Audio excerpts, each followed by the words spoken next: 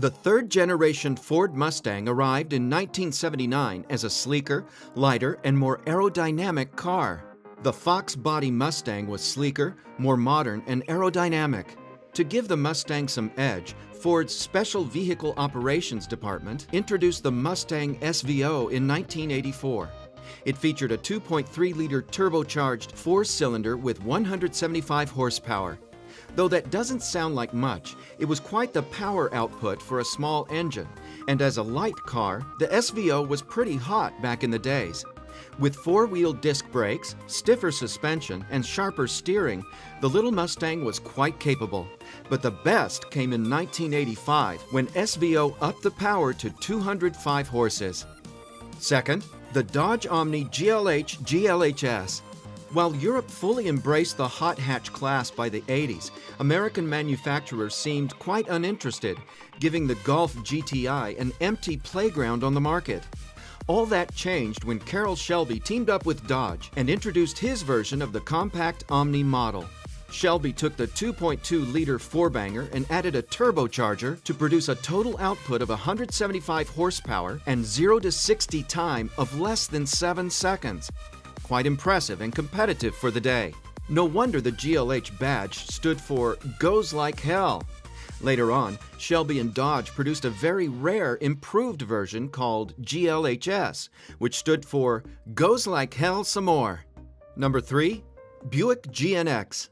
Back in 1982, Buick started experimenting with turbocharging its line of standard V6 engines. The results were satisfying, and Buick engineers got the permission to go further. Soon, there was a Buick Grand National with 175 horses, which wasn't impressive, but later, in 1987, came the ultimate version called GNX, or Grand National Experimental.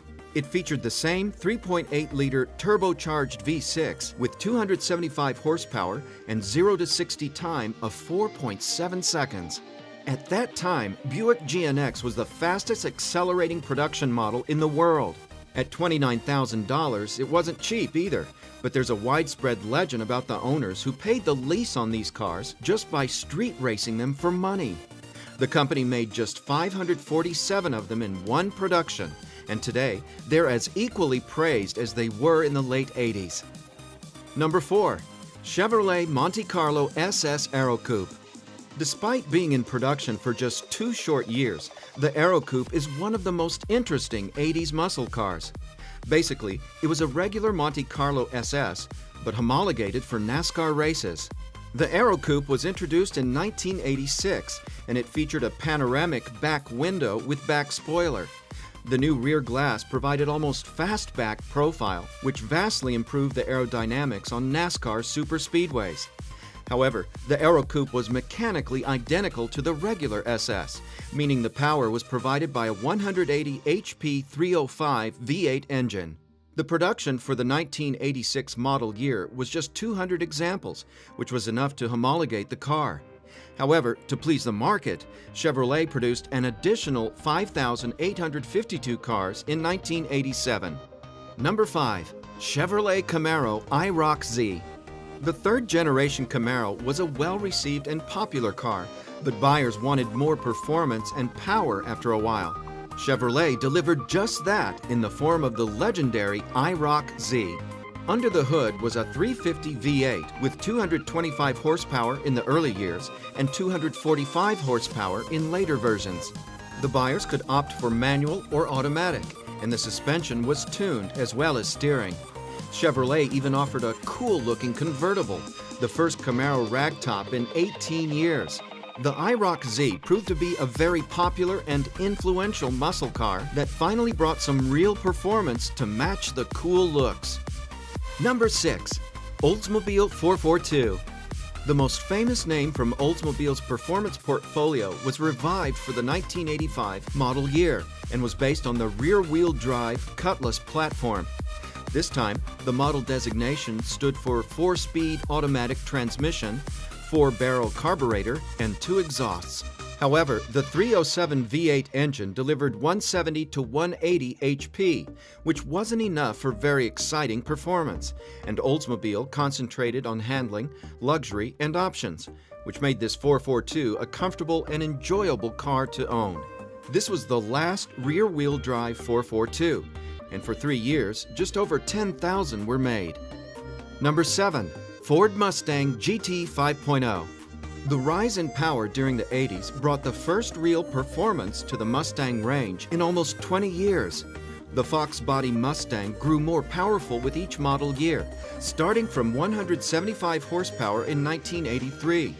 By the late 80s, the venerable 5.0-liter V8 was pumping 225 horses and 300 pound-feet of torque, which translated to quite competent 0 to 60 times. The Mustang was once again an affordable performance car with cool styling, lots of options, and enough power to spin the rear wheels in any gear. This car marked a return to the roots with a strong V8 engine and exciting performance. The late 80s Fox body was very popular, so they're plentiful today, and the aftermarket for those cars is enormous, so you can easily modify your Fox body GT to make it even faster. Number 8. The Pontiac Trans Am GTA. Trans Am was the best version of the third-generation Pontiac's F-body. It was introduced in 1987 and was the top-of-the-range Firebird.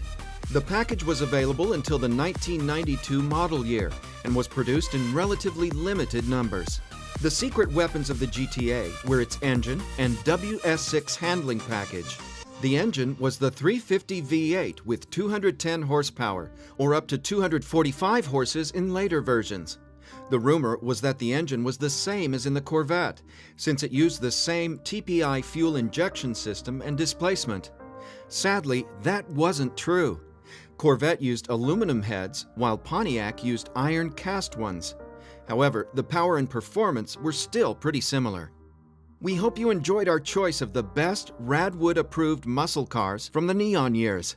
For more Gearhead videos in the future, please like, share, and subscribe to our channel.